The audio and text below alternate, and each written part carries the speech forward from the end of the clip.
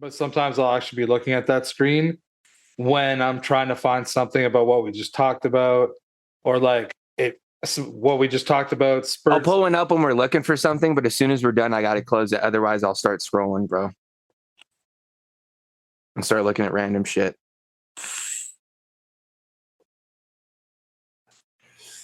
That shit's dangerous, man. Them reels, man, they'll get you.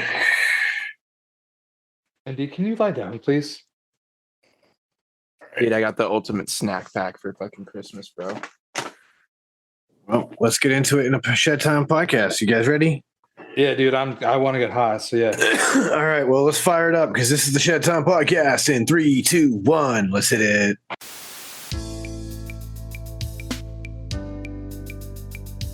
Ladies and gentlemen, I introduce you to Shedtime. What is Shedtime, you ask? Well, it's code for the consumption of cannabis, but it's much more than that. Shedtime's a state of mind. It's art, it's music, it's cryptocurrency, technology, it's food, it's vaping. It can be whatever you want it to be, as long as you're not letting the bastards get you down, not being a dick, and making it fun. When you're in the shed, it's whatever your mind allows you to create. So now let's get to the Shedtime podcast. It just feels right every time. Like, it's not a good podcast if we don't hit the air horn. So, double air horns today. Welcome back, ladies and gentlemen. Feels good. It's it's been another week. We got through it, and here we are now with all of y'all ready to get lit and talk about some cool shit. I know snacks are always on the mind, and you mentioned a bit of a snack pack. Oh, bro. So my mom, like, every year since we were kids, she's like been big into like stockings. Like, even to I'm in my 30s, bro, and she still gets us all stockings for Christmas, right? And it's usually packed full of just like some little knickknacks and like some of our favorite snacks and stuff like that. But dude, this time, bro, like, Mom hit the jackpot on the old snack pack, bro. I'm just gonna start pulling stuff out of here, bro. And you guys are gonna be like, damn, dude, Mama Janklin hooked you up. First and foremost, Sean, the best gummy worms in the game. Yup. The Trolley Sour Electric Crawlies, fire. And not only did I get one, not two, but 3 different flavors of some Dot's pretzels. So I got the cinnamon twists, I got the original, and I got a little bit of that honey mustard. Winning. Then, of course, can never go wrong with my favorite Cheez-Its, bro. Some of them white cheddars. The straight up whole box too? Yes. Whole box, baby. White cheddar Cheez-Its. These are my all-time favorite, bro. Can't go wrong there. And then these, bro, which I thought were kind of a trip. I think my mom might have done this purposely because the other brand is kind of sentimental, and every time we see it, we kind of get a little sad, but also happy at the same time. But these are frosted mother's cookies, and they're mystical creatures. So they're like the circus cookies, but they're like unicorns, Loch Ness monsters, mermaids, and shit. Cool. But the circus cookies are like a memory thing for us because growing up as a kid, my grandma loved those cookies, and we always had them at the house. So like every time I see them, they remind me of my grandma. So I don't know if she did that just so we wouldn't cry on Christmas. So she got us something slightly different, but almost the same. Or if she just got these because they were on sale or something. Either way, love them. Then I get to make myself my own Chicago mix, bros. Got a little cheddar cheese popcorn, a little caramel corn. You know what I'm saying? Can't go wrong there. All right. Got me some, dude, we got a lot in this fucking thing too, by the way. We got a little bit of some green apple licorice. Oh, I love the Australian licorice. Oh. We've got a little bit of some Pocky, why not? A little bit of some Warheads holiday mix. It's a little, sour gummy pack. Those are fire gummies. And then we've got, Nerds Rope. We've got some little Reese's Santa Clauses. We got some little mini Rice Krispie treats. And, of course, can never go wrong with some Slim Jims and some Sweet Tart Ropes. Yes. Yeah, that's pretty much it, dog. And then, of course, once all this stuff comes out, you're going to need something to clean up with a little bit of Dude Wipes.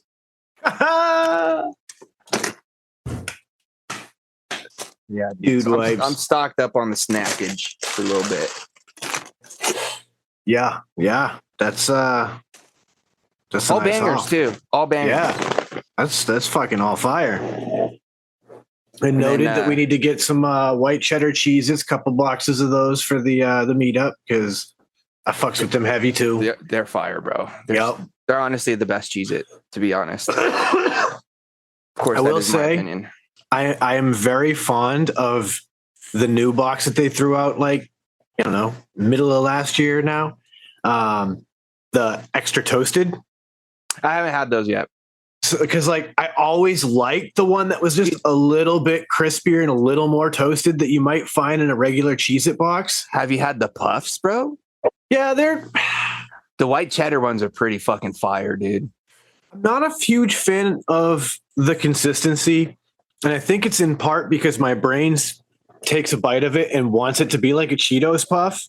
Yeah, it's slightly different. And it's slightly different. And so my brain's like, no, this isn't what we expected. The Cheez-Its ones are a little bit more airy. Yeah, they like almost melt a little quicker. Yeah, that's what I like. That's what I like. And my brain doesn't expect that. So I eat it and I'm like, it's not a Cheeto. That's right. It's not a Cheeto. Like, maybe I need to get another bag and just step into it. And as I'm eating it, going, these aren't Cheetos. They're pretty fire, dude.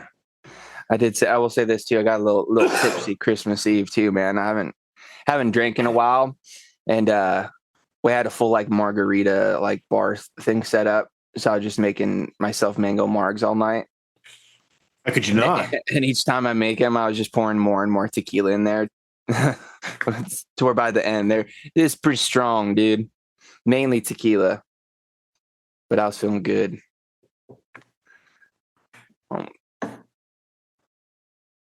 I spent some of Christmas Eve and most of Christmas Day playing an old game called Postal 2. And I can see why this made people angry back in the early 90s. And I also think it's hysterical that this feels like what inspired GTA 3's whole model once playing it, because it's an early open world setting with a wanted meter and all of that, and the ability to kind of like you have your three or four core tasks to complete, but you could pretty much otherwise do whatever the fuck you please around town. And it's pretty raunchy and offensive. Like, one of your health items is a crack pipe, and you have to literally smoke crack to get health. But the problem is there's a consequence, because all of a sudden, like 10 minutes later down the road, your heart starts beating super fucking fast. And all of a sudden, like, it takes away 25% of your health. And I was like, all right, this game's kind of fun. And I literally just got swept up in that for the whole holiday. Dude, we played this cool card game on Christmas. It's called it had something to do with like a last text or something like that. So it's like, first you read what comes in and like it's almost like kind of like Cards Against Humanity, but it's like with text messages. So it's like you get a response and then you get the replies to like all the responses. So like the person who draws the response reads it out to everybody. Everybody else that's playing gives you a card as a reply to that text that you just read. And then after you collect everybody's cards, shuffle them up a little bit, you read them out, and then you pick which one you think fits the best, whether it be funniest, actually fits what the conversation goes with, that sort of thing. And dude, that shit was actually pretty fucking fun, dude. I love it. Yeah, we played that on Christmas Eve. We did our little fucking saran wrap ball game, where it's like you get this you get a bunch of like knickknacks and little prizes and stuff, and you start off with one thing, and then you wrap it with saran wrap, and then as you're going, you just keep wrapping stuff to this ball, and then eventually ends up turning into this huge big saran wrap ball full of all these different like prizes, like scratchers and little candy and just random shit, right? And then my mom hid little pieces of coal with numbers on them. And then when she got a piece of coal at the end, she's got like a table with a bunch of prizes on it. And then depending on what number you have on your piece of coal is the order that you go up and you take a little prize or whatever. And dude, that shit's fun because you're sitting there and you got to wear those you remember those cheap little felt gloves we would wear when we were kids? Yeah. And like how like you touch anything like plasticky or whatever and it just slips through them and you can't fucking grab onto anything. So you have to wear those while you're trying to sit there and unwrap the saran wrap ball. And then the person next to you is rolling dice. And as soon as they hit doubles, you have to stop unrolling it and pass it to the next person. And it just goes into a circle until the ball's finally done. And then at the end, you collect your coal. And then depending on what number you get, you go up and you pick a little prize or whatever. Some of them are gift cards. Some of them are just like little gifts and stuff like that. And dude, I actually ended up winning $30 on scratchers, bro. It's pretty sick. Not bad. Not bad. It's fun, dude. My mom always tries to do something a little different, just to kind of keep us all occupied and entertained for the night, Like I think we're coming up with a couple new games for next year. Like the year before that, we did this one where it's like we had a bunch of little cupcake tins, and each one of them had a different number on it. And then what you do is you take like a little ping pong ball, almost like beer pong, and you bounce it on the table and try to land it in one of the little cupcake tins. And whatever number you land in is what gift you got. And that was pretty fun too. We did that last year. Yeah, I've never heard of anybody doing these kind of cool things. Yeah, my mom just recently this is started doing them the dope. past couple years, dude. And it's honestly a lot of fun, dude. Yeah, dude, it sounds like it. Like I remember doing those kind of family gatherings, and it was just like we all sat around and shot the shit and ate a bunch of food. Yeah. Like that sounds so much more fun. Yeah, that and it's like it's fun because like everybody kind of gets like involved like during like the saran wrap ball game, like that we've started this thing to where because like after everybody's done like unrolling, they want to pick up all their little prizes that they got out of the ball. But you have to fucking take your gloves off and pass them to the next person so that they can wear them. So what always ends up happening is people start collecting their shit before passing their gloves. So all of a sudden the whole house starts yelling, "Gloves, gloves! You got to pass the gloves! What are you doing? Pass the glove!" And dude, it just turned into this fucking yelling match, dude. And it's so much fun. My uncle loves that part. It won't even be near him, and he starts yelling it. Gloves! Just playing glove police for the night. He's like, my time to shine. That's fun. It's a lot of fun, dude. It sounds like it, man. Shit. Mama Janklin knows how to throw a party, I'll tell you that. It definitely sounds like a good time. Had some bomb-ass Mexican food. We had some tacos, some enchiladas, margaritas, homemade rice. It was all fire, dude. I went straight Italian. We just did a chicken Alfredo for the holiday.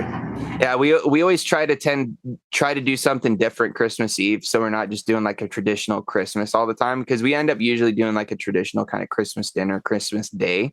So Christmas Eve we'll kind of do like some sort of theme. Like one year we did like pizza, where my cousin he used to own like a pizza parlor out in Washington or in Oregon, so he came and just made pizza for everybody, which was sick. And then we've done the whole Italian deal. We've done like the old school, like barbecue where we did, dogs and burgers and that sort of thing. We've done full on barbecue, It's kind of nice, dude, doing something a little different each year. That's what I need to do. I mean, what a great time to fire up a smoker when it's cold out. Like, Finish this last nugget, this pressure that I got here. It's a nice nugget, dude. I already broke some off of it, but a pretty nice, solid little nugget. I'm just working with GMO cookies. Let's go. Can't go wrong. Can't go wrong. Nah, man. I've like decided that I don't like as much choice as someone like James gives himself because I would just be annoyed with myself and like how long it takes me to decide or whatever. And so I've just been like buying like stuff that I know, and I'll buy like a half quarter of it, and then I'll buy like a gram of something new. And if I like that, maybe the next time I go back, that'll be the half quarter I buy, and then I'll grab something new or something like that. Like, Yeah, that's just been my vibe for like the last 6 months. Just I think I getting also some like stuff I know. I also like a wider variation of strains than you do too, though. So that's why Absolutely. I think that's kind of why it always seems like I've got such a wide selection. But a lot of the stuff that I pick up are all things that I've either had before or variations of things I've had before. So it's like it's not very often where I pick up something that I have absolutely no idea what's in it, because I at least want to have some sort of base to go off of or have some sort of idea of where the high might take me. But every now and then I feel a little froggy and I'll jump, you know? I'll do that based on certain cultivators, right? Like Exactly. If it's grown or being put out by somebody that I trust and I've had plenty of their products before, I might be more willing to give it a shot. Or if I'm talking to a bud tender that I really trust and he says, "Hey dude, have you tried this stuff yet?" Then I might be more interested in trying something, you know? But there's only a couple bud tenders that I'll do that with though. Because the bud tender, when they get to know you, like when they're like, oh, because you like these strains, I know you're gonna fuck with this. Like because I worked with, and in some respects even kind of trained people who still work in my dispensary that I go to this day. It was fucking cool. Like one of my last trips going in and talking to a couple of the girls that are there, and they were like, "No, listen, like when I smelled this, I thought of you. Like you need to try this." And I was like, sold. Like 100%. They put me onto the brand that they had, Sweetgrass solventless, and their fucking GMO fresh press, and I was like, "Yep, you know I want that." And then I can't remember what the flower strain was they put me on, but also phenomenal suggestion.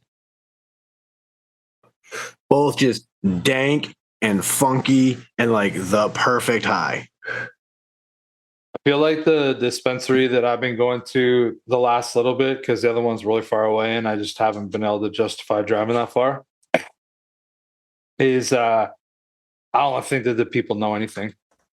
Like I might be selling them short, but like I don't think they know anything. Like they honestly, like they don't look like they really know anything. They don't give off the impression that they know anything. They don't ask like inquisitive questions at all.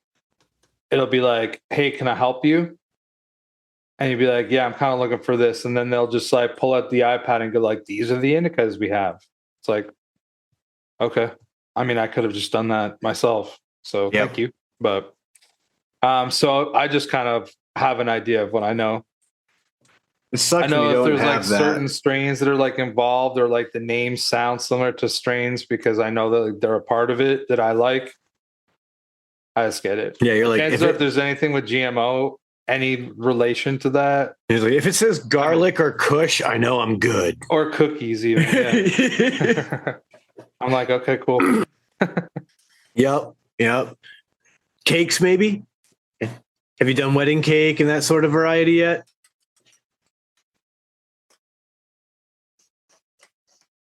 Sorry, what was that? I said, any of the cakes? Have you done like wedding cake or anything like that? Oh yeah, hell yeah. So, yeah. I always felt like them and the cookies were so similar that like if you liked one, the other was a good fit. I think I actually just finished one. I think I might have. Yeah, I think I did. Oh no, this was sour OG cookies. I had another one that was like something cake. I don't remember, but no, I fuck with a cake. Yeah, a lot of the cake strains tend to be, a good fit. Another one that I fuck with heavy are gelatos. Gelatos are good strains. Yep.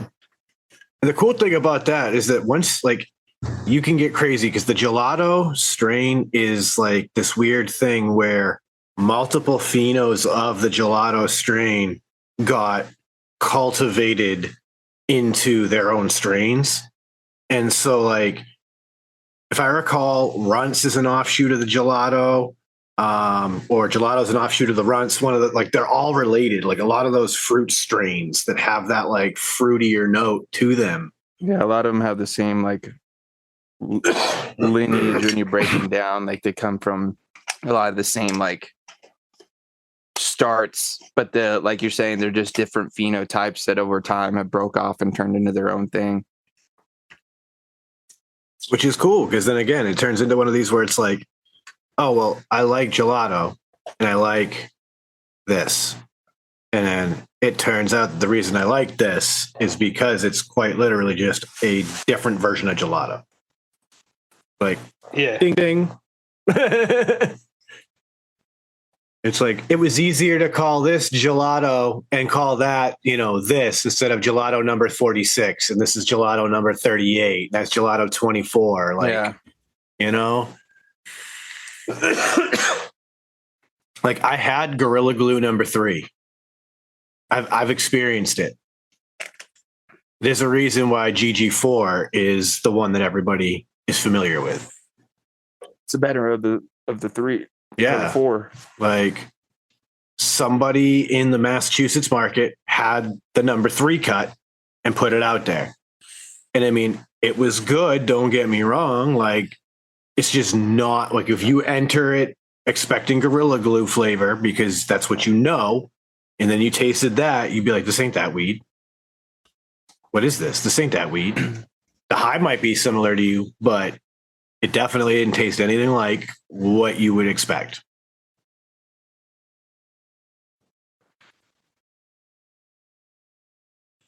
And then actually, strangely enough, the company who, if I recall correctly, the company who put that strain out happens to be the company who grows cookies in Massachusetts now.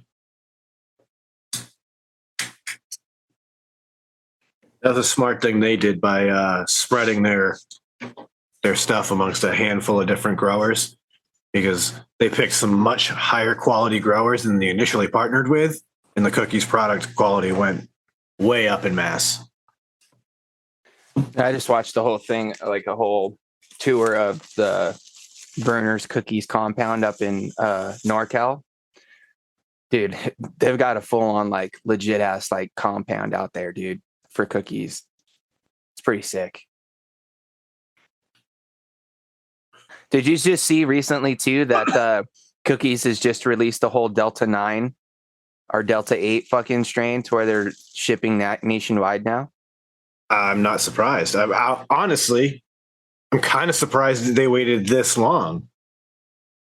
Dude, I went on the site just to take a peek just because it popped up on my Instagram or whatever.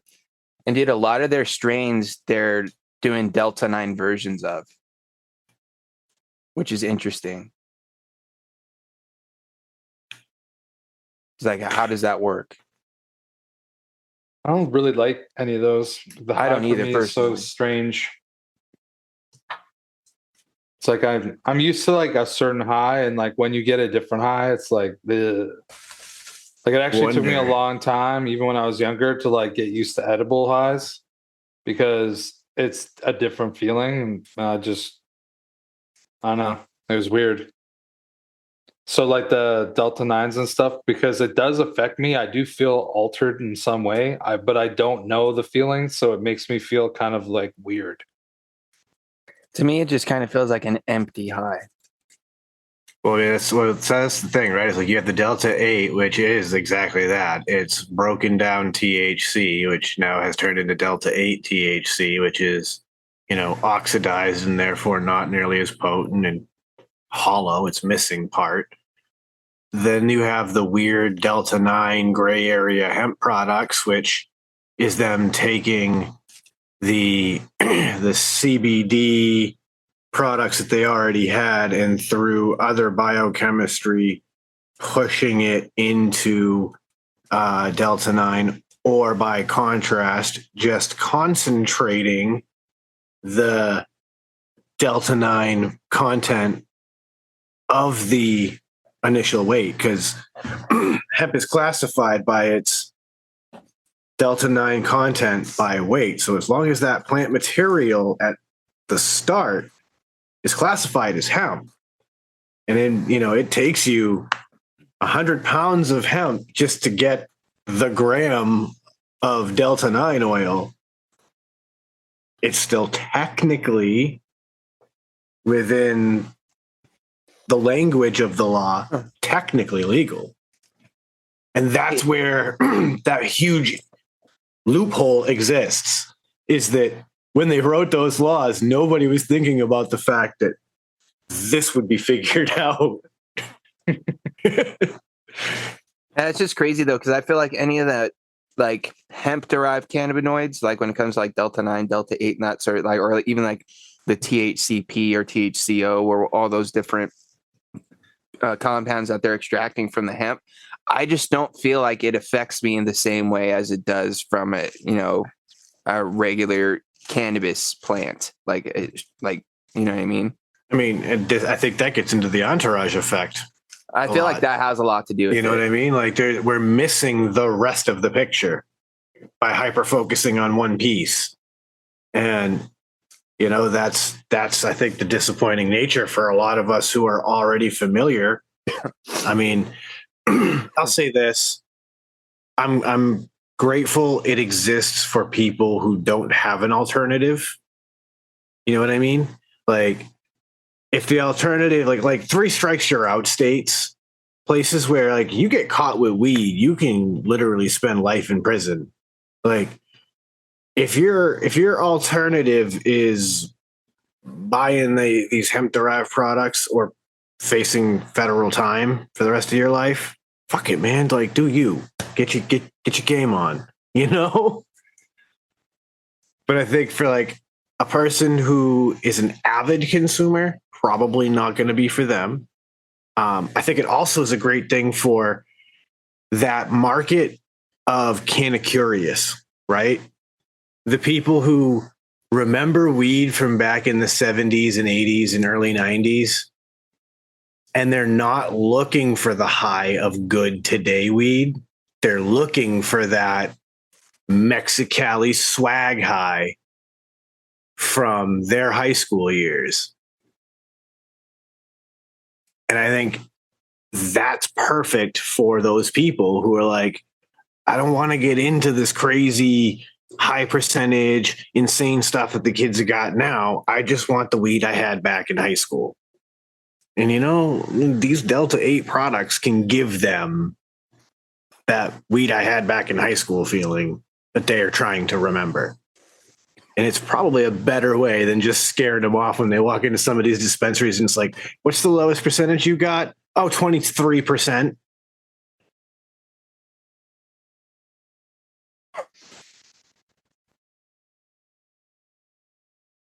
I mean, it's an interesting thing because like I remember having a specific customer who that was what he was looking for, was the lowest possible THC contents. He just wanted something to take the edge off, not something to get him fried. And so like he and I would work together to like really seek out something that met the needs he was looking for. And that's sometimes hard to come by in modern dispensaries right now. You know, not a lot of places are selling 16% weed because that's not what's going to sell to most of their consumers. Yeah. Do you think that part of that is also just by the lack of education of a lot of consumers? Because like there could be a certain amount of people that would be fine using those and might benefit them for what they want the most, but they just get lost in the numbers like we've talked about in the past. I think yes, but I also think it's, at least in my experiences, not for lack of effort. You know what I mean? Like, I think about it in a perspective that we've had as, you know, the activism for vaping, right? Like, there are just some people who they'll just yep you to death, but they'll never actually listen. And they're just going to do what they want, and that you're never going to change their minds. And that's kind of what you run into there, is that, you know, you might convert that 1 or 2%, you know, and you just feel good about getting it through to those people because you know you're not going to get the masses. Like a victory is a victory. Yeah, It must be exactly. celebrated. it is what it is. And at the end of the day, right? Like you see it in the marketplace that customers go where the potent weed is. So at the end of the day, like if you need to run a successful business to keep the doors open, you're not going to make money stocking the shelves with a lot of low testing weed. You need to find the best priced, high testing weed you can get your hands on in order to remain a successful business. And so you end up treading this weird line, right? Like right now in Massachusetts, I'd say the cheap weed is even testing in the high 20s right now. Like 26, I'd say, is probably just a baseline average for just regs around Mass right now. That's pretty respectable. Oh, yeah. You know what I mean? Like I feel like it's it's hard to find anything under 20 out here. You can, but it's the same here. It's like hard. Yeah, like you might find They might one have strain. there might be a handful because, like, honestly, most dispensaries you go to now up here, like, there'll be, I don't know, man, close to 100 strains all the time. Like, maybe that's an over exaggeration, but honestly, don't feel that it is that much if it is. I mean, having managed a menu for a dispensary as part of my job in that dispensary, I can say at any given time we would have between 100 and 150 flower products alone. So those are, just packaged eighths.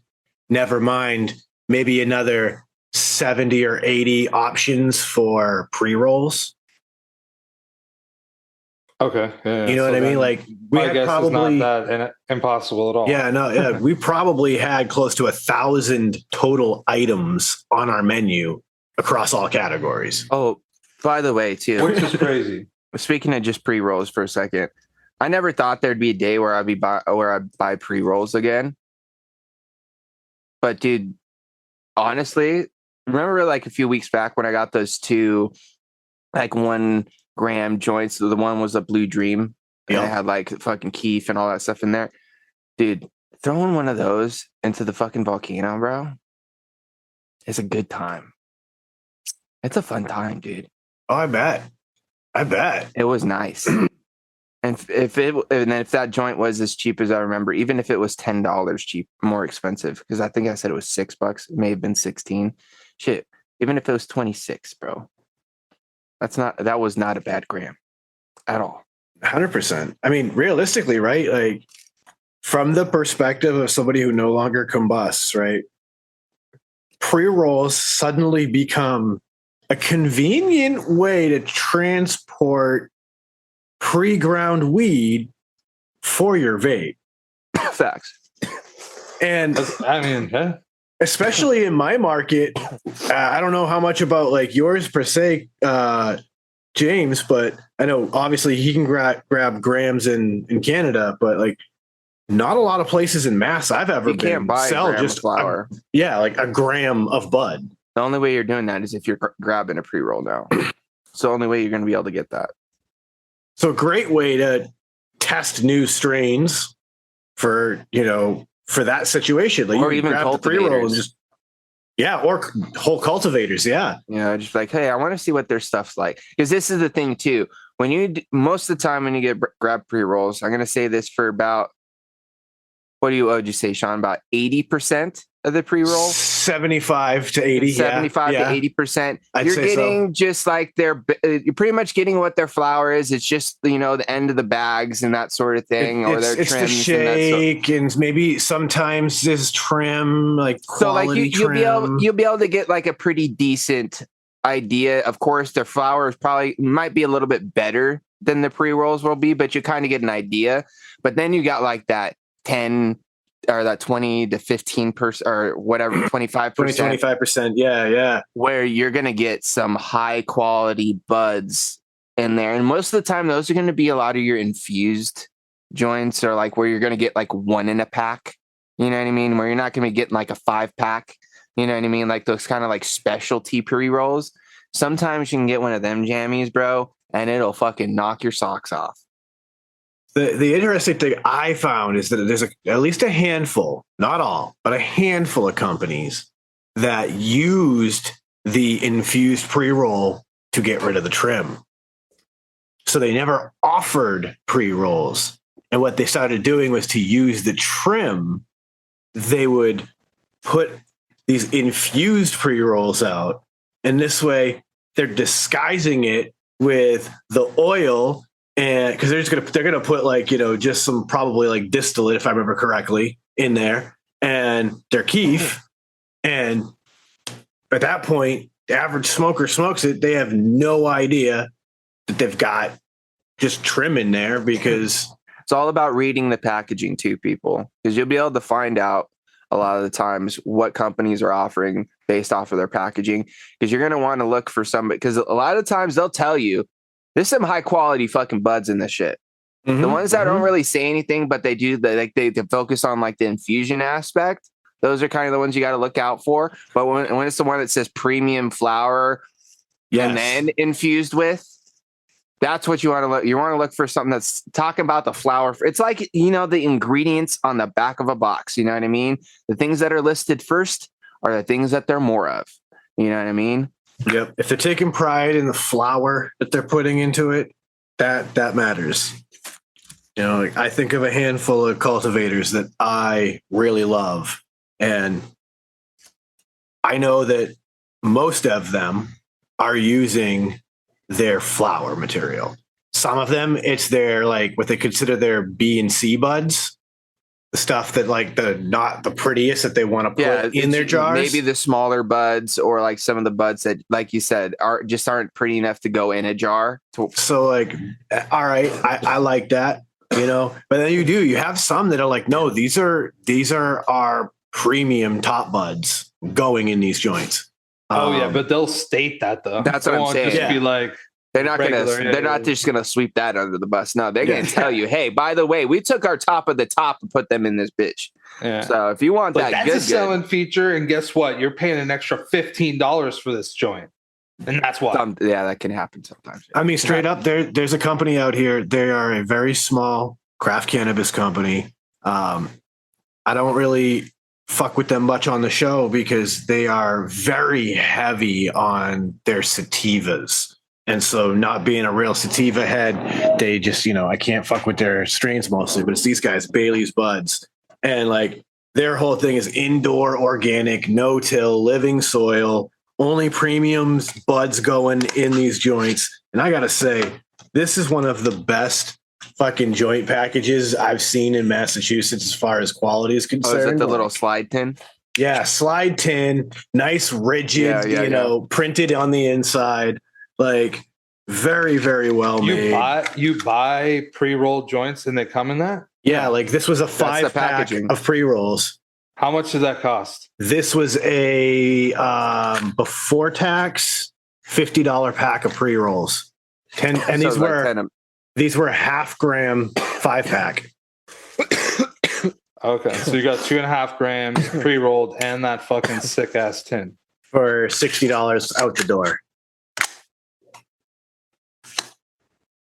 Honestly, $60 with tax.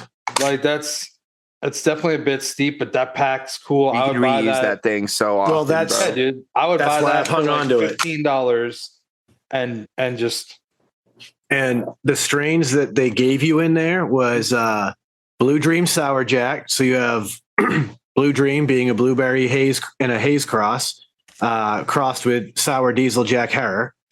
That's their core strain sativa. Obviously, dominant terpene is pinene. Then we had Liberty Haze, which is a ChemDog 91 G13 cross. Dominant terpenes terpinolene, another one of their core strains, also sativa. It has their Wedding Cake, Animal Mints Triangle Kush crossed. Their strain, It's Fire, which is straight fire, and It's It crossed. And then Cosmic Gumbo, which was a blend of Blue Dream Sour Jack and Liberty Haze with a whole bunch of keef mixed in. So one of their infused joints. Not a bad little 5-pack. I believe we picked this up when we went on our 420 dispensary dash. And we were just hitting dispensaries on 420 all across the state, which we should totally do again next 420 because I don't think we didn't do it this year. But damn, was that fun. See, the hardest part about that, dude, is not blowing your load all in one shop. Dude, that's easy.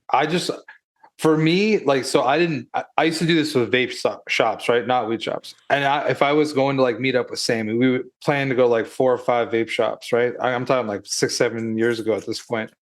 And dude, I would never, even if the first place had like enough that I could have spent $200, I would not spend $200. I would just like spend like 80. And then I would like hold out. And that's what I think you have to do. You just have to like, Here's the see thing, something though, that Chris. catches your eye, you grab it. Then you I go to can't do another that, place. bro. If there's something there and I have the money and I want it, why am I going to wait to go to a place that's probably not going to have it? I'm going to get it now. Well, if you want it, but you're not going to want 7 things that you want now. You can go to different places. That's what happens when I go to the dispensary. Have you seen my hauls? Yeah, but I didn't think that I thought you were just doing it because you just wanted to buy it. No, I do that. I don't do that on purpose, bro. I do that going in originally. Most of the time, I'm like, oh, I'm gonna get 1 or 2 things. Like that's what I'm in. I'm low on concentrate. I should pick up a couple of things of some concentrate. But then I also come home with like 3/8 of flour and like 2 fucking pods for my fucking my little stizzy pin thing. Just because I'm walking through and I look over, I'm like, oh wait, that looks good. Shit, I need to get that. And I get that. And I walk down to the next thing. And I'm like, oh, whoa, shit, that looks good. Oh, yeah, let me get that too. Not only that, what happens is like, they'll be like, okay, is there anything else for you? And then I start looking around. I'm like, well, let's go look at it. Look at this. And then I start looking. And then I see something I haven't had yet. Or something I had and I haven't had in a while. Well, they have it now. I better get it because last time I was here, they didn't have it, but it's here now. So I got to have it. I feel like I definitely don't go through that. I do, bro. To be honest. I do. Like that sounds extreme compared to me. Like I feel like you would have a little more self-control though if you were set out on like, you know, trying to hit like all these different places. You know what I mean? Like, because I totally get that way when I walk in to my regular dispensary because I'm like, I'll tell you from experience, Sean, it doesn't work out. We used to make LA dispensary runs back in the day, but this is back before it was rec, dude. This is back in the medical days when you have to have a card. And we'd hit 4 or 5 shops in LA. We'd make a day out of it. And by the second, maybe third shop, I'm out of money. I'm out. And I spent more than I was willing to spend when I first went. Happens every time. So it's a good thing they don't accept credit cards. Oh, but they do. Yeah, they do here too. So they don't in mass. Even back then, somehow people were figuring ways around it, dude. Don't know how, but I've purchased plenty on my my debit card. Yeah, you could do it on your debit, but you can't do it on credit. Well, no, I don't ever use credit cards. So that's the thing. Like, use them anymore. It's a damn good thing that you can't buy weed on the credit card. Like debit works as what they call cashless ATM. So essentially, it was super confusing the first time I ever heard it. But like essentially, the bud tender at cashier is the ATM machine, and you're withdrawing just enough money to pay for your transaction and then get your change back. That's why they got to round it up to a certain amount sometimes. Yeah, like and I with got our $3 cash back. With my shop, it was to the nearest $5. So like, yeah, if you had a $62 order, we had to round up to 65, charge your card 65, and then I'd give you the change back.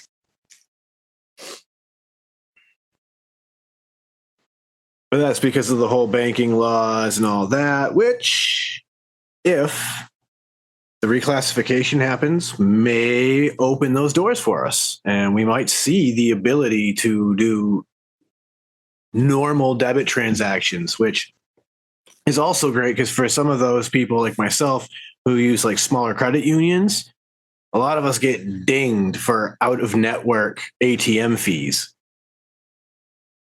So not only do I get dinged with the ATM fee, the use transaction fee at the terminal, to Yeah, like you get $3 or whatever, but then my bank slaps me again for a couple bucks because what are you doing using an ATM you shouldn't be using? You should be using my ATM. Dude, I got grandfathered into the military account. So if I use out of network ATMs like the first 3 of the month, I don't get charged the fee. Fire. Fucking reimburses me. There's a couple that just don't give like you shit never for get any out of them. cash though. Like to be honest, like The only time I used to is when I would go to the dispensary. Certain ones that only took cash and stuff like that. So like the 3 times I would go in the month, luckily I wouldn't be getting charged for using the ATM. I literally only use my my cash for lunch because once a week on Fridays, as a matter of fact, we all do a group lunch, and so we all decide on a place to go eat, and we'll all pitch in. Someone plays bank, and so I need to be able to pay for my lunch. And rather than play, I don't have this, I have that, you don't have that, you have this, so can I pay you and you pay him? Like, it's just easier for me to hand somebody a $20 bill and be like, we're good. You know? But it's cool because you never know like what we're gonna do. So like we might hit a sub shop one week. We did with our key guy, we did hibachi, take out hibachi for lunch, which was a good move. that'd be good. Yeah, that was a damn good move. I skipped out the other day, but the boys did burritos. I was just like, no, I know where you're going, and it's just too big and too heavy, and I'm not going to get a goddamn thing done after eating that burrito for the rest of the day. Oh, dude, you know what? I honestly don't mind. That's like one of those leftovers that I'm cool with, like a burrito. So like if I go to a place sometimes and they have like those massive burritos, like you're talking about, basically, I will just ask for it cut in half after they wrap it and then wrap it again. So it's like they basically wrap it, cut it in half, and then put another wrapper on it to keep the 2 halves together. And yeah, dude, I'll just like fuck with that half and then I'll fuck with the other one like for a whole other meal.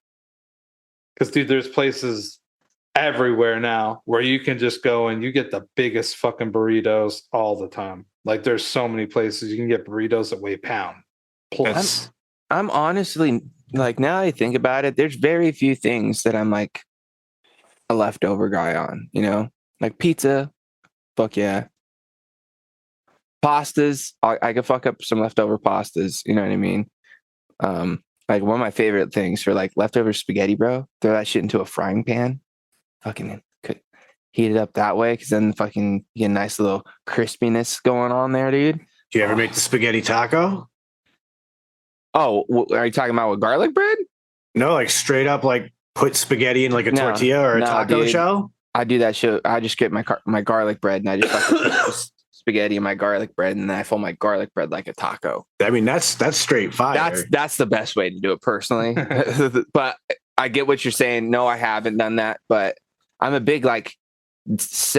Honestly, like it's another thing that I really enjoyed the day after is spaghetti, bro. Because you throw it, like I said, you just take a fucking frying pan, put that shit on the stove, throw a nice heaping of spaghetti in there, dude. And like as you're heating it up, you throw some Parmesan cheese in it and just kind of fucking get it all nice and fucking warm and kind of crispy on, you know, little bits of the end. Because we do a spaghetti with meat sauce, obviously. So you're getting a little bit of crispiness going on little bits of the meat there, dude. And then the fucking noodles kind of just like, I don't know what happens, bro, but it just takes on this different flavor after. Yeah, because you're twice cooking it. And it's You so know? fucking good, dude. There's an actual Italian recipe called pasta al assassini, or pasta of the assassin.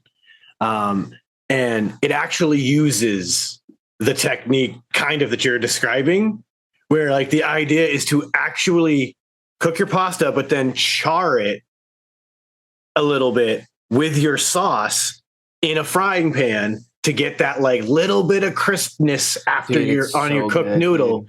And like the assassin part comes from the fact that it's loaded with a lot of like chili pepper and stuff to like really make it hot and spicy too. No, I'm not But- doing that. But But yeah, it uses that same technique of like having this like already cooked pasta, putting it in the frying pan and frying it for that texture. So it's definitely a thing that a lot of people are into. You're not alone on this. I've not tried it myself, but I've been curious. It's worth a go, dude.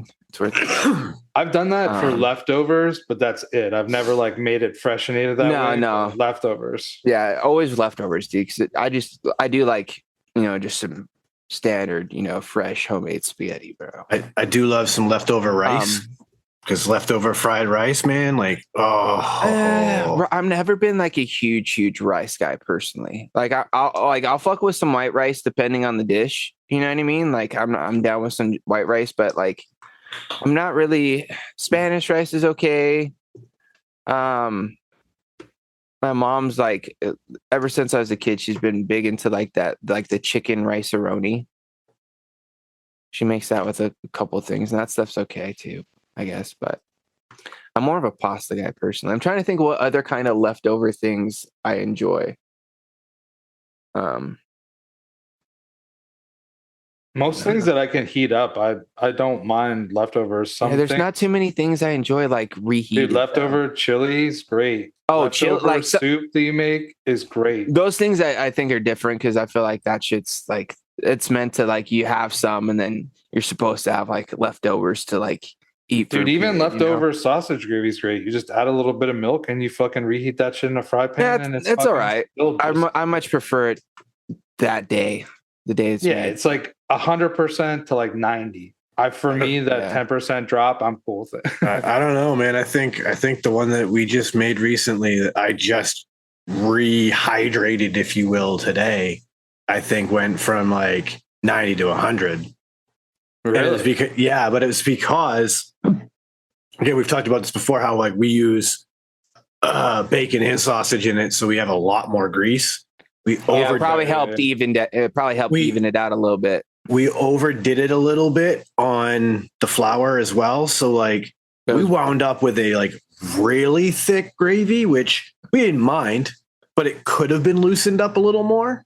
And so when I reheated it Yeah, today, so in that case, yeah, you that was definitely, like, definitely improve. But like when you Big got like a win. gravy that was like fucking solid off the start, like the next day, I feel like it definitely drops, like you're saying, Chris. But that drop Yeah, is it's kind of. still good, I'm not though, saying it's you know? not bad. Yeah, like yeah. I'm I'll obviously eat it, but it's not one of those things where I'm like, fuck yeah, dude, we got leftover, whatever. You know what I mean? There's certain things where I'm like, fuck yeah, leftover pizza. I'm eating that shit. I'm stoked. Spaghetti, another one of those things. But there's man. few things that I'm sausage excited. gravy's a fuck yeah for me. There's a few things that I'm excited to be like, oh fuck yeah, we got some extra leftover. I can't really think of anything else off top. Dude, leftover lasagna. Oh, fuck that. Well, Yep. like I said, I did say pastas. Like pastas are pretty. You can pretty much. Okay, so lasagna is fully in that. Yeah, Okay. like even like a baked Alfredo, or even just regular Alfredo, I could fuck with that like the next day too. I mean, obviously leftover desserts. Oh well, Dude, yeah, but dude, I you can know. fuck with like leftover like potatoes. Like if we had baked potatoes, I would grab those, chop them up, make home fries the next morning. I Fuck can't- Yeah, dude. well, until the invention of an air fryer, I didn't fuck with leftover like potato, like because it would mostly be like any fried variation of potato, and you can't redo fried potatoes in a microwave, in my opinion. There's no you way. can't, but you can put them in a fucking frying pan and make them walk. Well, yeah, again. but see, I was You too can even lazy put to them in do the that. oven, bro. I see. I'm too lazy to do that too. But an air fryer to me was just like the fucking greatest thing because it's nothing to fucking pop in the air fryer and just push start. But the oven, you got to fucking preheat the oven. You got to make sure there's nothing in it. because that's always my problem is I start preheating an oven and then realize that all the fucking baking sheets and everything are in there and then they're fucking hot as shit. And it's like, fuck, where am I going to put these so no one burns themselves? Yeah, you just leave them. Yeah, I'm not like we've said, I've talked about this many times again. I'm not like you guys. I'm not the type of person who's going to be thrown down in the kitchen very often. It's usually when I'm left to my own devices. And if I'm not cooking, I'm not eating sort of thing. And even then it's usually bare minimum, bro. Like I ain't in there making a roux. Dude, you ain't ever catching me making a fucking roux, anything that fucking takes more than like 2 or 3 ingredients, bro. I'm pretty much out on, you know what I mean? Every now and then I might fucking dip my toe into it, but it's like a once a year thing. If Get this man's a bag of chicken fingers and he's golden. Dude, Anything that will rock in the air fryer, he will whip it up. And honestly, I could throw down anything on the barbecue and like a couple things that involve some sort of frying pan thing, but I'm not really like going full on recipe. You ain't getting a 4-course meal from Frames Janklin, unfortunately, unless it's breakfast. Dude, I could breakfast is the one thing that I can do, bro. I could fry up some eggs. I can, make some sausage, some bacon, pancakes, waffles. I can do all that. You know what I mean? I might even be able to make a fucking omelet, dude. You know what I'm saying? Bros, thank you. Thank you for just sparking my brain on this. By the way, though, the waffle maker. Yeah, I want to speak on this real quick too. Before I talk to you, I made my nephew waffles for Christmas breakfast, dude. Dude, how do you fuck with the waffles? Well, the crazy thing was, bros, the batter was just like banana and like something else, dude. But dude, it made this delicious smelling waffle, bro. I wanted to have one for myself, but obviously I'm not going to eat my nephew's waffles because those are his waffles.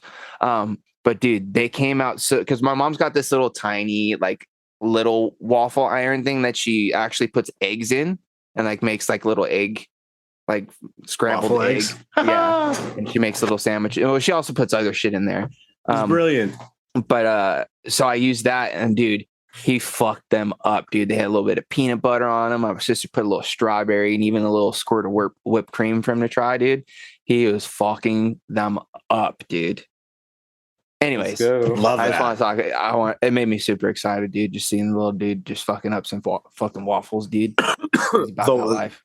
The waffle iron though sparked me to remember that when we made biscuits and gravy, I made waffle biscuits, boys. Oh yeah, how'd those turn out? I took the Cheddar Bay biscuit mix, the like literal Red Lobster branded Cheddar Bay biscuit mix, and I followed the instructions of the internet and didn't listen to the package and doubled the amount of cheese to get it to taste more like it. Made waffle biscuits for biscuits and gravy, and let me tell you, there is no better way that I have tried because you've got little fucking pockets for your gravy and shit. Dude. Like, I don't know if I can ever make biscuits for biscuits and gravy any other way, especially because I bought the exact waffle maker we were talking about on the show that I wanted, the 4 square ones. So like, it was insane. Pour it out, make the waffles. I've literally got 2. My wife's got 2. Perfect. Oh, and you stack them. You put one down in a little gravy, and then another one in a little gravy, and then fucking, and you're just like, fuck. Oh, dude, bro, right? Like all I was missing because I was out of them was like some hash brown patties. Oh, throw one of them puppies in the middle, bro. Yeah. Oh. That's what I did with my leftovers. I found, and then you throw it. Then if you want to get real fucking frisky, bro, you throw an extra sausage patty and a scrambled egg in between them. So yeah, I throw the eggs in it, but that's basically what I did for dinner tonight. Like I used some of that leftover gravy, and I found last of a bag of just shredded potato, and I was like, fire! I can make a little hash brown with this. So I made a nice little hash brown, slapped some scrambled egg on it, poured the gravy over. Perfect dinner, full of protein. Your boy is ready to go. Dude, you know what? So over the last couple of days, I've tried making something that I've never made before, but then I've also made something that I have made before. And so on, I think it was like Christmas Eve or maybe the day before, I tried to make my own biscuits, or not biscuits. Sorry, I've accomplished biscuits at this point pretty good. Was buns. Like I wanted to make buns because my sister was like, yeah, just if you're gonna come over and you want to bring some buns, like bring some buns. So I was like, I'm gonna make buns.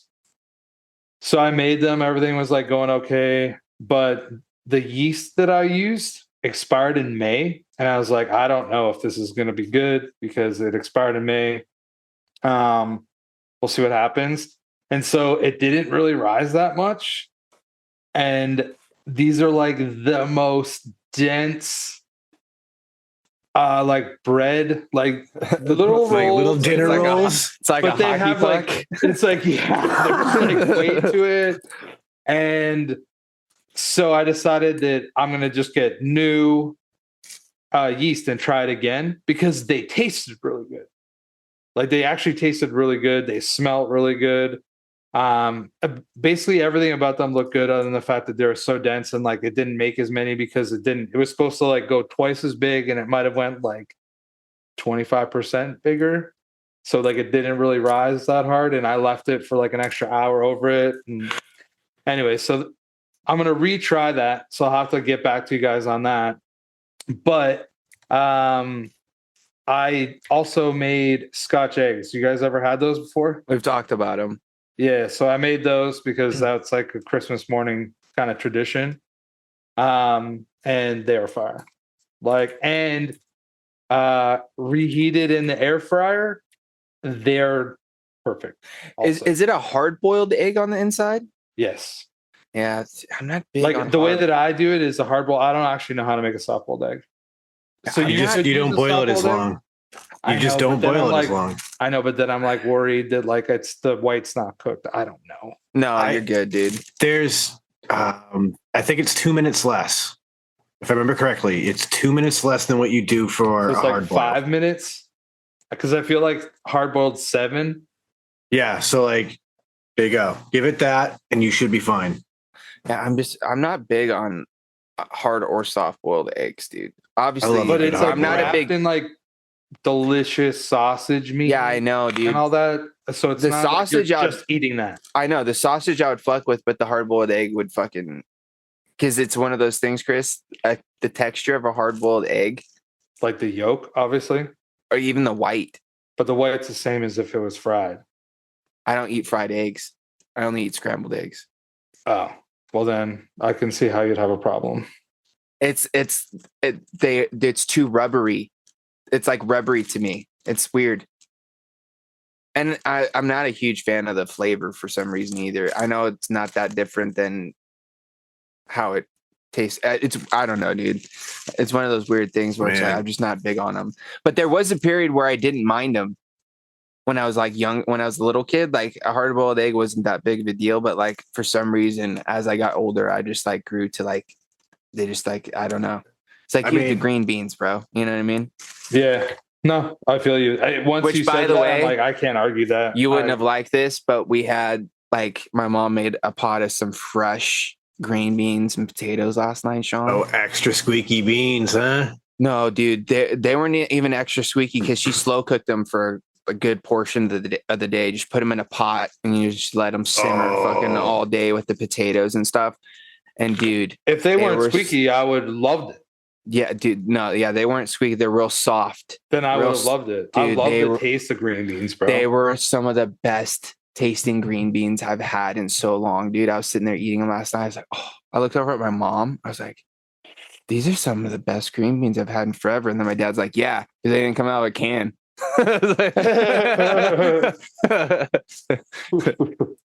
Dude, canned green beans really do suck. Like they're bad. Honestly, they're not the best, but I'll still fuck up some canned green beans. Like I just I like can only green beans have in them general. when they're in like oh man, what's that shit called? Like a stew, like a green for bean example. casserole or something. No, like in a stew or in, Okay. like chicken and dumplings. Yeah, when he's it's like cooking cooked up slow in a cooker. yeah. Or like if you make vegetable soup and you put green beans. I just in, like green then I'm fine. beans in general. So like the canned ones though, like I said, they're not the best, but I still fuck up some green beans out of the can. Yeah, like I mean, growing up my whole life, Yeah, all the holidays, the green beans were just Jolly Green Giant from a can. Yeah, it was very reheated rare. real quick. Every now and then we would get like some fresh green beans, and then I'd really, really fuck them up. But like, it was usually only when like my grandparents would come out from like back east, and then because like they're all about fucking fresh veggies and stuff like that. So like my grandma or my grandpa would make some. And But like when we used fresh green beans in my house, we didn't use them in the same application we used like a canned one, right? So like when we had like regular green beans, my mom would just boil them for like a roast for fresh green beans. And that would be like a whole different aspect and serving style than the style that the canned was. Whenever we do fresh green beans, it's usually like how we had them last night, where it's like a big pot with like, you got green beans, potato, and then my mom would throw like chunks of like ham and stuff in there to kind of like add a little bit of some extra flavor to it. And then you just get a fucking scoop of green bean and potatoes and put that on your plate. And we had some ham and what else we have? I think it was like scalloped potatoes or something like that. I'm not a big scalloped potato guy. I'm not a big scalloped potato guy, but I will fuck with some good scalloped potatoes. And that is actually something that I prefer the next day. Oh man, scalloped potatoes, au gratin potatoes, like yes, give them all to me. I like my potatoes either mashed or fried. Well, like if you have good scalloped potatoes, like baked only potato, do you have like the crispy ones on top, but you also get the ones that are super soft and cooked, and they have like milk and butter all baked. Like I'm not really into them. that. I like a good like if you take like that slice, like that thin kind of potato, and you just fry them in a pan with a little bit of some like garlic and Well, then you're just making a potato chip. No, but you don't fry them up to where you fry some of them to where they're crispy. Chip. That's what I always because some of them are still fucking still soft, kind of like a scalloped potato. You don't like completely fry them because you're not putting like oil in the pan. You're just putting them in there to crisp them up and heat them. So like like one side will be like kind of crispy, and then the inside would be kind of like soft like a baked potato, but they're just real thin. They're delicious, dude. I know this. One of my favorite things, and I picked this up when I was working at Jeep from the food truck that would show up every week. I was about to say, they be cooking at Jeep, bro? Actually, they were. We did grill out a little bit over there too. But no, the food truck would show up every week, and as the colder months came, he would often have these scalloped potatoes with thinly sliced kielbasa in it. Okay, yeah. And that was like, that's perfect. That's kind of what we do, because it's like taking a scalloped potato and frying it up to where it's crispy and it's not like all cream. Because that's the one thing that I don't really like about the scalloped potato is like the creamy like sauce, milk and like flour. Like it's okay, but like it's not my favorite. It's like biscuits and gravy, but just not. It's more runny. That's why I like it. But the flavor, the flavor is also kind of not my favorite. Well, I mean, it depends on whose recipe, how it's seasoned. They are all different. But dude, there's something about just au gratin more than, because at least it has cheese in it. See, I actually don't like it with cheese in it. I actually would prefer just regular. I'm not a big cheesy potato guy. I like poutines. I like poutines too. I like cheese sauce, like French fries. Like when you fry it, it's a little bit different. I mean, I just had potato tot poutine not too long ago. Wow. No, that's good. That's good. Tater tots, some pulled short rib, and then smothered in gravy and cheese curd. Yeah, I would definitely fuck with that. Like fucking so good, bro. But you know what's like so good in the air fryer? So if you get a potato, and you know how like a cheese grater has like the slicer on the side that you can slice stuff? Yep. It's like there's a shredder, then there's like one for like nuts and spices and whatever, and then there's on the other side there's like a slicer, so you can use it to slice cheese or you can use it to whatever. You just take a potato and you go crazy on that, and then you just literally you just put them in like a bowl with a touch of oil, and then you put a little bit of like maybe some pepper and some like maybe some seasoning, whatever you want. You just kind of like stir it up, and then you just lay them out in the air fryer and you cook them for like 4 minutes. And the outside will be like crispy, but the inside's still like the meatiness of the regular kind of potato. That's kind of exactly what I'm talking about with the fried potatoes. Yeah, but it will be crispy though on the outside, Yeah. and it'll be like oily, a little bit oily because you put oil in it. Similar type of thing, but it's just like instead of just like laying them individually like flat, to where you just like throw that pretty much what you had in your bowl without the oil. Really, there might be a little oil. I don't know. I haven't cooked them. I just know my dad might make some in their fire.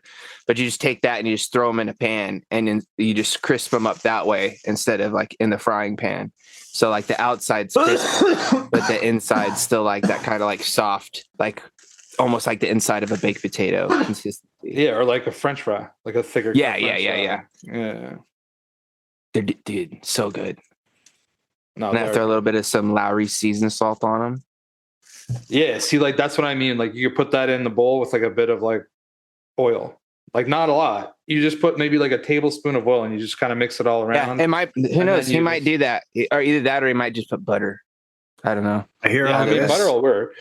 I hear all this, and my brain starts thinking, all right, so realistically, if we want to really like make this on some like real crazy shit, right? You need to slice them bitches fresh like this, but then give them a slight parboil just so you can get like the little bit of like craggly bits on the exterior. So that way when you fry them, you just get these little extra textured crispy bits. Oh. That would be so good. Dude, honestly, potatoes are pretty good, man.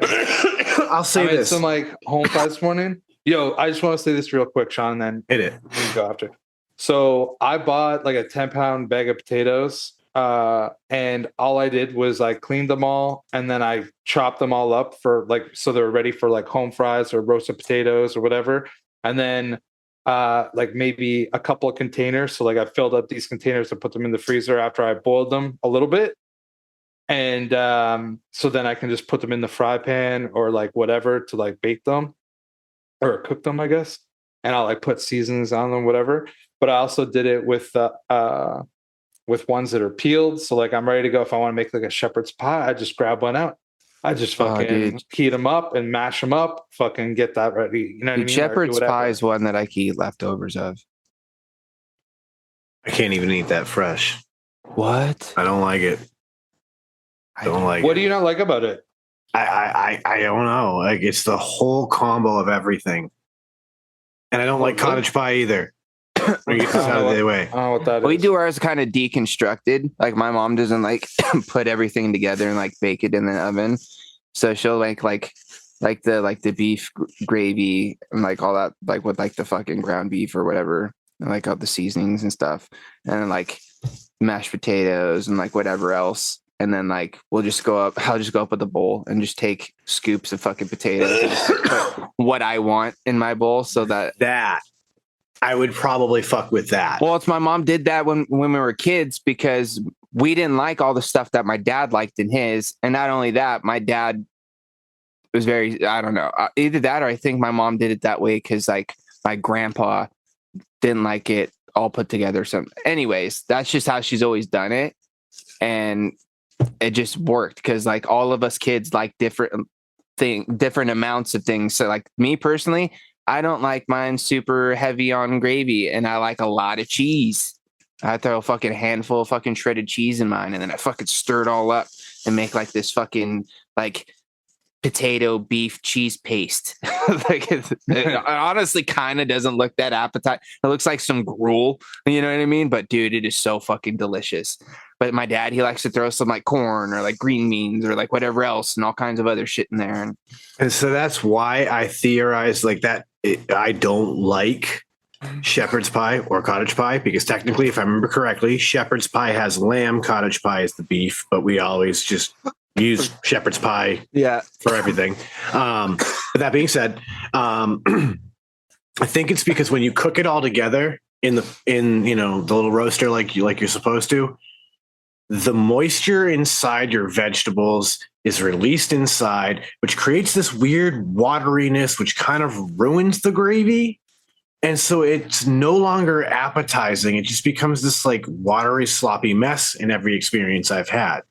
Okay, one day I'll serve it to you, bro. So like that, or I say one time try it yourself and just do it deconstructed, and just that's why like put it together. Because then what you can do too is like you could taste it as you're putting your bowl together and be like, oh, maybe I'll put a little bit more of this in there, or maybe I need a little more of that. Well, and then way you don't go too crazy. When you talk about it being deconstructed, go back to leftovers. What you described is what I would often do with some of the leftover Thanksgiving food, right? Like I'd get some mashed potatoes, I'd throw some turkey, maybe a little stuffing, maybe some of the veg or whatever, all into a bowl, warm it up, and then I just kind of mix it all together real quick, and I just eat that. And just like you're saying, it doesn't look all that appetizing, kind of looks like gruel, but man, does it taste good. Yeah, dude. And like, I think meat and potatoes. I think it's something to do with when it's cooked that extra water and moisture kind of ruins it for me. I personally don't think I'd like it, as it's supposed to be made, like full on like pie situation or casserole, or however fucking you make it. Because there are times where sometimes I want a little bit more gravy, or sometimes I don't. And not only that, like it also depends on what the consistency of the potatoes are, bro. I don't know about you guys, but when it comes to mashed potatoes, I'm not super into like big chunks of potato in my mashed potato. No, dude. I see that. You know what's so strange to me? Like everything that you guys have kind of complained about or commented on, like that's not my experience at all with shepherd's pie. So I guess that's just really however you've had it. But I also, James, no, I don't like. I like smooth mashed potatoes. Yeah. The only way that I'll have them is like the way is like if I get a cooked like quarter of a potato and like someone didn't mash them, they just like served like the boiled potatoes. Then I'll just mash it up on my plate a bit. I do that too, bro. And it's cool because then I just put butter on it. But it's like once you add the milk and the butter and you have some stuff that's smooth and then there's chunks, that's gross. Yeah, because the chunk doesn't taste like the rest of it. Well, not even that. It's like the consistency's different. Yeah. Like if I'm going to have mashed potatoes, I want them mashed. I don't want big chunks. My mom's a big lumpy. She calls them lumpy potatoes. And I don't like it. See, I like to put it in like the Cuisinart back in the day. I like good lumpy potatoes, but there is something to be said about those like velvety smooth mashed potatoes. Oh, they're just go down so good, dude. I love a good like. You know what I don't like though, and I'm pretty sure I could say that. I'm sure you guys are on this too. I fucking hate when people try to pass off instant potatoes as like, oh yeah, here's some. They just say, oh here, you want some mashed potatoes, and it's that fucking instant shit. I can't fucking stand instant potatoes, bro. Can't fucking stand them. I won't eat box potatoes. I use instant potatoes. Yeah, I wouldn't. And here's the thing. There's definitely a huge gap in quality. I have found that if you just buy a plain box of instant mashed potatoes, it is the most god-awful thing that has ever existed. And if that is what you're trying to pass off as mashed potatoes, you should be ashamed of yourself. However, there are some of these like just like single round bags that are like pre-seasoned and all of that. Those actually don't suck. And I'm going to be real with y'all.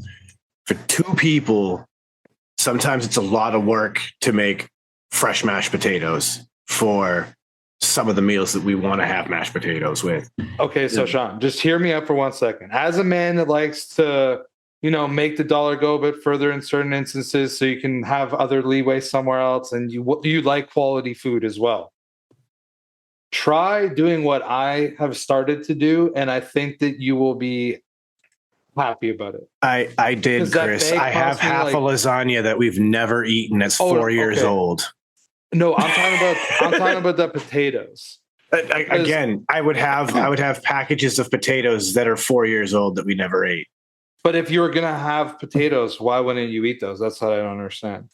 Because once they get frozen and put away, they'll get forgotten.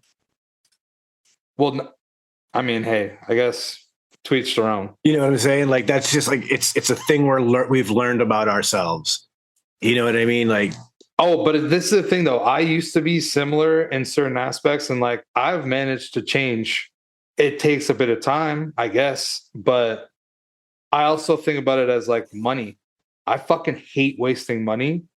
And like if it costs me $1.50 for a box of mashed potatoes that I'm not gonna like, and I could have had fucking 25 times that for twice the price, and I have to put a little bit of work into it, I'm gonna fucking do it. That's the way that I think about it though. I don't think about it as like I won't go get them from the freezer. I just think about it as like, look at all of this savings that I've done, and I get to eat what I like. And it's like good. I'll counter that with I spend $1 the one time I need to make mashed potatoes, and then I don't have to worry about it ever again until 3-4 months down the road when I want to make mashed potatoes again.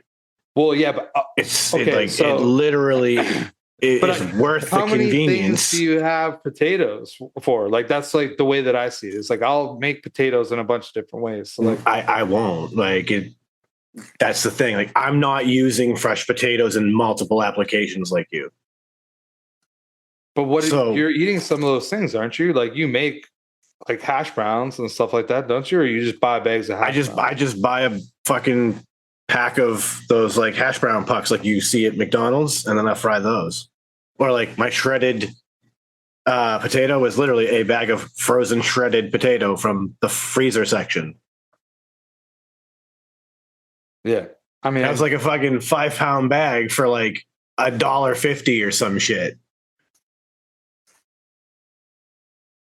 Like, no, for me, I'm happy that I'm doing it. I found that it works for lots of different things. So there's a lot of things that I find are not that big of a trade-off for me. And like those packaged mashed potatoes, totally fine for certain things that we're doing. Like, like if I'm getting the freezer section Salisbury steak, I'm not making fresh potatoes for it. You know what I mean? Now, if I'm going to do a nice roast and, make a nice jus from the roast, then yes, I'm going to go buy a bag of potatoes and I'm going to go make fresh mashed potatoes that day.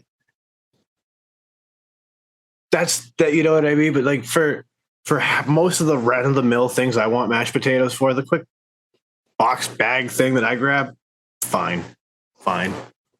Does the job. I ain't mad at it at all. no, man, if it works, it works. Like I know that wouldn't work for me, but that's me. You know whose mashed potatoes are just too smooth that it makes me question whether or not they're actual potato? KFC. Probably powdered. I was gonna for say sure. KFC. I would highly doubt Because that's kind of what fresh potato. initially sparked the whole thought of why I hate instant mashed potatoes. Because like recently, my dad went to KFC and he brought some home, and I got some of the mashed potatoes. And first off, since when did they start putting the gravy on the mashed potatoes and not putting the gravy on the side? I don't know. Yeah. I always would get the gravy on the side. Because we got ours and they determined how much gravy we wanted. And I didn't appreciate that. Because they put gravy on the potatoes with no side of gravy. What if I wanted more gravy? What if I didn't want gravy? Anyway, It's a good thing that their gravy's terrible and their mashed potatoes are bad. Yeah, I used to love it when I was a kid, but like, dude, I had it the other day and I was just like, dude, this is the weirdest thing because it's like, I don't know, bro. Like I'm feeling the consistency in my mouth right now, and it's just like it's not. Like that's not real. It's not how mashed potatoes should feel. No, I'm sure that they're not real. Like that's not real potato, and that's not real not no. might not be. Well, it's definitely not natural chicken, that's Dude. for And their sure. chicken tenders, bro, are not good. Dude, nothing compares to Popeyes, honestly. I haven't been to Popeyes in a long time. Dude, their spicy Like, tenders, honestly, I just so good. I do like some Popeyes. I do like some fried chicken, but honestly, my preferred fried chicken a lot of times is from grocery store delis. Because then you can get it like fresh. And I like Stater Brothers out here. I don't know if you guys know what Stater Brothers is, but it's a chain. I've heard of it, but we don't have them. That and like Albertsons back in the day. They're like a chain of grocery stores out here. And in their delis, their fried chicken, bro, is better than KFC, better than like half the other spots. And we would always get it for like family gatherings and shit, dude. And that stuff's so good, bro. I would eat that shit cold. Oh yeah, that's another leftover I would fuck with. Like there's very few places I'll eat a piece of cold like fried chicken from, but I'll do it from like a Stater's or like an Albertsons, bro, because that chicken's just fire. I'm a Raising Cane's man. I haven't had Cane's. I Haven't had any of those. Popeyes in a long time. Haven't had Churches in a long time. I haven't had Churches in a minute either. Me neither. It's probably been in 10 years. But dude, on it that and like we don't do like a whole fried chicken or like thighs and stuff here, but my dad does like his fried like chicken strips where like he'll get like some chicken breast and like slice them up into like some tenders and like do like his breading and stuff, dude. And whatever he does, it's never the same, which is hilarious, but they're always the best fucking chicken tenders, dude, because they've always got a nice amount of like breading or like coating to them. And they're seasoned so well, dude. And they've got like that perfect crispy crunch on the outside with the juiciness of the tender, bro. He knocks it out of the park every time, man. With the juiciness of the tender, bro. Dude, Tell ya. there's nothing worse than getting a dry tender. Oh, no, I agree. Nothing Just worse, bro. chicken in general. Like, Yeah, there's dry- nothing worse than getting dry chicken. Dry poultry, Horrible. just in general, bro. Yeah, dry turkey. Yeah, dry chicken. Ugh. But dude, there's something about a good, crispy yet juicy tender, bro. That's Yeah. just seasoned very nicely. That's got that nice crunch. So much so to where it's like you don't need to really dip it, but you do because you want that little extra zip to it. You know what I mean? That kind of crunch, we're like, did I just break a tooth or is that just the coating? Where it's that one, bro, where it's like you're not. Well, yeah, that's definitely happened a few times. But it's one of those ones where it's like it's not one of those where you're gonna coat your whole bite in the dip. You're just gonna get just enough to have a little taste. You know what I mean? And then at the end, when you have like that little piece, you might not even dip that little piece. You might just eat it just fucking raw dog, dude. And it's still fucking amazing. Homemade chicken tendies is definitely always fire. Like again, that's one of those. Most of the time, you can find just a bag of frozen chicken tenders in the freezer. But when I want to just make some like fried chicken, like it's always just a different experience. And yeah, If you have a deep fryer, it's definitely a different experience. then you I haven't take had a deep fryer like my entire adult life, so I I don't just know. shallow fry in the skillet. No, my dad will just fill up a nice little a little pot of oil and just sit there with the little thermometer and wait till it gets up to temp and just drop them in like a fucking animal. But Hopefully, dude, you don't have a gas. speaking of like the next day though, those are another thing.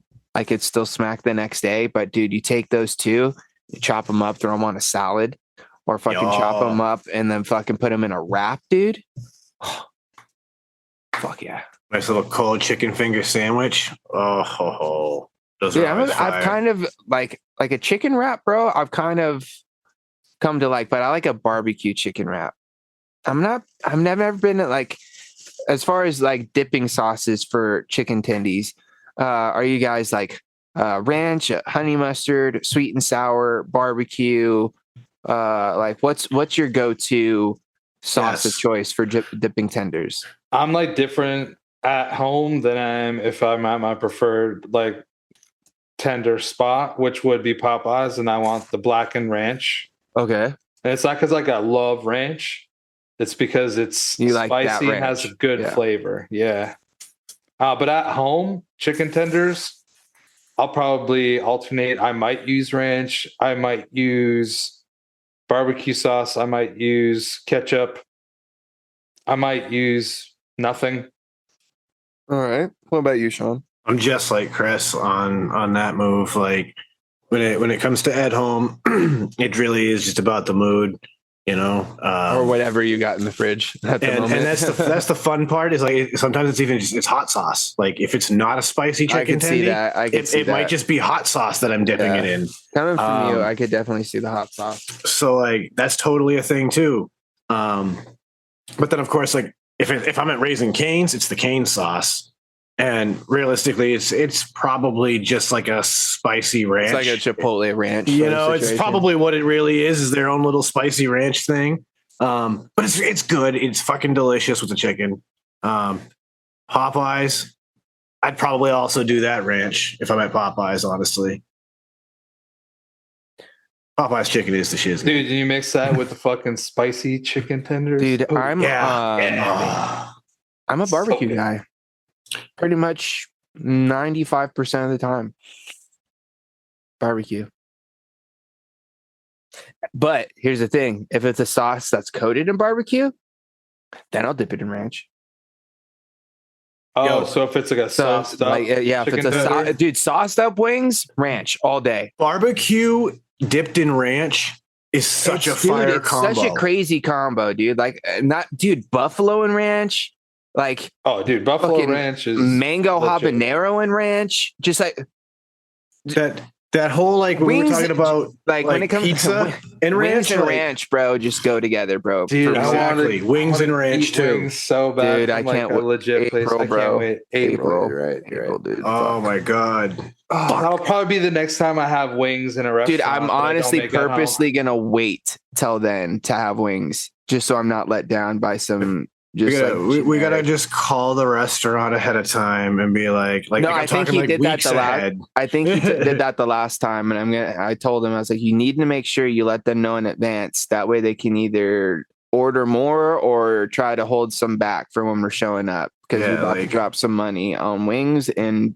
brews. Call them weeks ahead so they can get it in an order. Exactly how that move has And to there's roll. going to be a nice tip. 'Cause there, especially if things work out the way we're hoping and we do get a really good turnout this year in April, like Dude, I'll stand by it. I think it's going to be the biggest meetup to date. if we I pull hope this off, turnout-wise, numbers wise. that's going to be a lot of wings to be eaten and the flavors. Well, like that's the thing too, right? It's like you go there and I sometimes can't decide, so I'll get like a pound of one and a pound of another one. Well, And it should be I nicer feel weather bad. too. well, it shouldn't be as cool as it was, Yeah. just because normally that time of year is not quite that cool. So I feel like we're not going to see snow. No. You never know. Dude, I'm not driving through a fucking goddamn blizzard again. Fuck. You have to come through Maine. You probably will. I'm looking forward to it though, man. I'm just looking forward to getting together with the boys again. Yes. And meeting up with everybody that we haven't met yet. Meeting up with everybody we haven't seen in a while. I'm looking forward to the Absolutely. sessions, bro. Just kicking back, just getting litty with the Yes. boys. It's gonna be good. I gotta. Oh, Sean, are you gonna Hell go of an April golfing with us, coming, bro? No. Nah. That's definitely not happening. You can man the cart, dude. You can man the cart and do the commentary. Is You could be our back off chat. You could be our country club adjacent guy for the weekend. is that your Sunday festivities? I'm not sure what exactly the days are Yeah, I or don't think you'll plans, still but be there, to be honest. yeah, I'm not sure how long you're planning on staying. Are you doing another turnaround thing where you're going to stay for like the day and then bounce out the next? No, they you came try, on Friday and left Sunday. I'm hoping that Well, if that's we what I'm can, saying. I'm wondering if they're going to like stay like the weekend or if they're just coming out for like pretty much just like one whole day and then, but you know what I mean? I'm hoping to make it out for Friday. So like leave on Thursday. Come And then Thursday be there night, for Friday, and then Saturday. hang out Friday, Saturday. That'd be sick. That'd be sick. I'm hoping to be able to do that. Dude, if we do that, bro, we could do a green room with all of us in one room. That would be a thing. That would be interesting. If you guys end up making it to where you're there, like before we would stream on a Friday, that could be kind of cool because all we would literally do is just have to have one mic. I run the stream from the laptop like I've done before, do everything else from Will's computer. I mean, it's more like if you're up for it. And It'd be- we it can't would- push the show back an hour and start at 9 if we were Well, yeah, like, that's what oh. I'm saying. Like if things end up, we could fill it out, but that'd be a cool thing to maybe kind of try to aim for. If it does, if it happens, it happens. If it don't, it don't. But that'd be kind of cool. That, and we should, just because we're together, if we have time, we should record an episode with the three of us in one room somehow of this. Oh, I'm sure that could all be done. that you would know be what I mean? slick. That would be Because slick. that would just It's all not that like we would couldn't be, even all just that would like do. go in the back room. That's what I'm saying. All that would do is just shop. we just like slide out for just an hour out of a day. Just record a little something. You know what I mean? Don't have to be our normal full length thing. But I think that would be kind of slick too. Even if that was just like some special stuff for our Patreon members. I like it. I like it. These are great thoughts. We have But, to record a sesh too. That's a fact. That's a fact. We're giving away all sorts of goodies right now here at the end of the show. I hope the listeners who Sorry, stuck I was around. on a roll, bro. I was ideas Yeah. were popping in. You know me, and I'm an idea guy. Whether they're gonna get done or not, that's up to the other two guys here. But I'll come up with ideas. These guys, if they can help execute, then fucking we'll make it happen.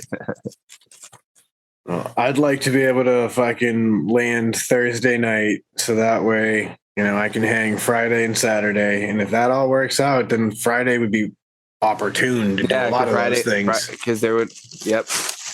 Yeah, like I was hoping that I can leave like Wednesday afternoon and be able to get there by like Thursday. I don't know. I don't know if it'll be like Sometime super Thursday. early, but it'll be like sometime Thursday. Because I'm hopeful that I'll be like Thursday, Friday, and then travel back like Monday, but try to do most of it in Monday. Yeah, I think I'm gonna do like my Wednesday to Wednesday thing where I fly out Wednesday, come home Wednesday. Yeah, because if I leave like Sunday night by like 6:30 or 7, like after the game, if like maybe I won't go for dinner after the game and just dip from there, I can probably drive like 5 hours and get a hotel and then only have like a 14-hour drive the rest of like the next day, which is, for me, it's doable. Yeah, way more doable than the whole thing. Yeah. Woof.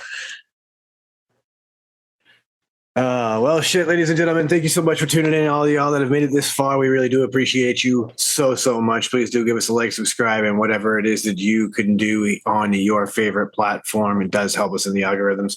You know how we bring these things to a close. I'm going to go ahead and slide on over to Uncle Chris and let him take it from here. Well, thanks everybody for tuning in. Appreciate you guys. Like Sean said, go to shedtimepodcast.com, check out our Patreon, all that jazz. I think that's honestly it. Just thinking about the meetups got me excited. So obviously, even people that happen to listen to the podcast and don't vape and don't care about vaping, but you'd like to participate in the Shed Time activities, I would love to see you there because Will Shop is also filled with all that stuff because he lives in a legal state for rec. So he's got lots of stuff there. You can come be a part of that, be a part of the sessions. So yeah, everybody be safe. Have a good week. Live your best life. And I'll throw it over to James.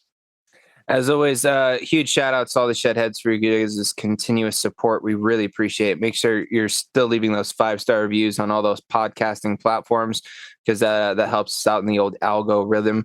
Other than that, Chris covered all the bases there as usual. Check out the website, shedtimepodcast.com, for any links for anything you may need. Other than that, I'm going to go ahead and end it out as I always do, sending out all those positive vibes. Crisp high fives. Don't forget to tell somebody you love them. And as always, a little bag or dab will do ya.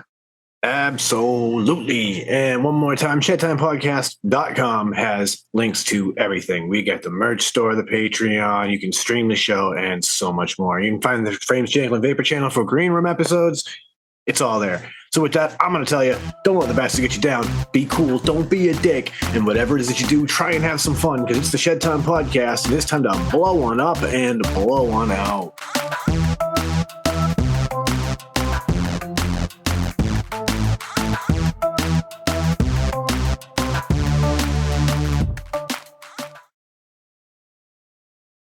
And then it's snack time because there's a lot of munchy talk tonight. Dude, Snack honestly, City, bitch. Snack City, bitch.